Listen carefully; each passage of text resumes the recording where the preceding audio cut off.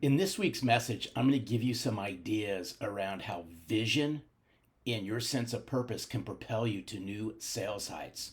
But as we get started, I just love what Pastor Craig Rochelle says about vision. Follow along with me, please.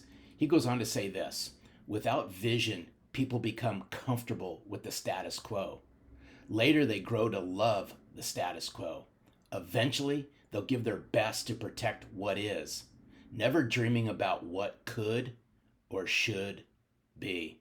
That's such a powerful quote, as together I want us to think about how will you conquer the status quo? How will you conquer the status quo? I believe it starts with this: it starts by owning your mind. It starts with owning your mind. I'm going to take you all back to Napoleon Hill and an Andrew Carnegie conversation. You see, the Napoleon Hill Foundation found in was around 2017.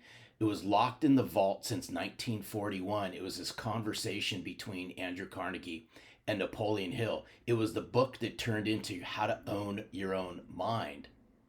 This was Napoleon Hill's definitive lesson on how to organize your thinking to attain success. And it was based on a conversation that he had with Andrew Carnegie. So I'm going to set this up because in chapter 1, it centers around this conversation. Now follow along with me because this is going to set us up for a really good time together this week. Napoleon Hill asked Andrew Carnegie this question. Here it is. You have said that creative vision is one of the principles of individual achievement. Will you analyze this principle and describe how one may make practical use of it? So here's what Andrew Carnegie goes on to say. He says, Napoleon, first of all, let us have a clear understanding of what the meaning of the term creative vision is, as we are here using it, by explaining that it is not merely another name for imagination. It is the ability to recognize opportunities and take action to benefit from them. An important element of creative vision is the use of imagination. Let's think about this. Let's key in on this. The creative, right? He goes on to say, the last sentence is key in this. An important element of creative vision is the use of the imagination. So when it comes to imagination, I'm going to go back to Albert Einstein on this one. He went on to say this: imagination is he goes, imagination is more important than knowledge. Knowledge is limited. Imagination encircles the world.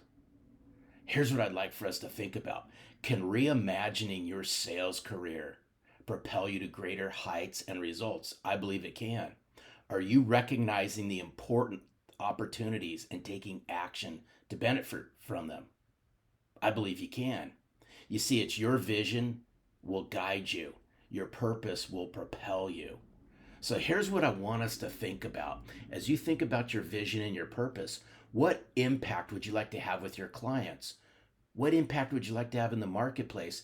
And what impact would you like to have out in the community? To bring this all into context, let me share with you my vision and purpose can be expressed through my why and my how. You see, my why is such is I believe that success happens when I contribute to a greater cause. And my how is I do this by making things clear and understandable. Clear and understandable. I'm going to ask everybody, what is your end game in sales? Is it to make a sale, collect a check, or is it to make a difference? You see, creating your sales purpose not only transforms your sales effectiveness, but it also provides you insulation from the price hammer. And here's what I want us to think about: those sales professionals who align their vision and their purpose to unpack their why and their how. You see, here's what they're focused on. They're engaged at all levels in their client's business. They invest the time to learn about the client's business. They're in it for the long term. You see, short-term thinking squashes long-term sustainability. These sales professionals are difference makers, and they're woven. They weave themselves into the corporate DNA of their client's business. So this week, I'd like, as you start unpacking this in our time together, I want you to start asking yourself purposeful questions. And I'm going to leave you this week with 4 purposeful questions you can ask yourself that can help weave you into the corporate DNA of your clients. Here they are. What problems do my clients encounter? And how can I help solve them? How can I become more effective to better help my clients to succeed? What am I contributing to my clients to help them do better business? And lastly, am I making a difference in my clients' business lives? You see, results don't inspire a sales professional. A sense of purpose does. And I'll leave you with this: accountability. That's self accountability, is the glue that ties commitment to results. This week, what's your vision? What's your purpose? Unpack this. Bring this out into the marketplace and you'll soar to new sales heights as we round out this year, as we head into 2023.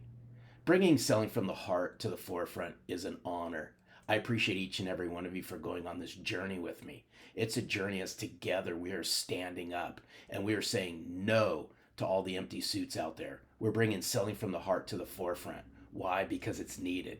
Your clients and your future clients would rather connect and do business with a sales professional who sells from the heart as opposed to a sales rep who is an empty suit. Have an amazing week.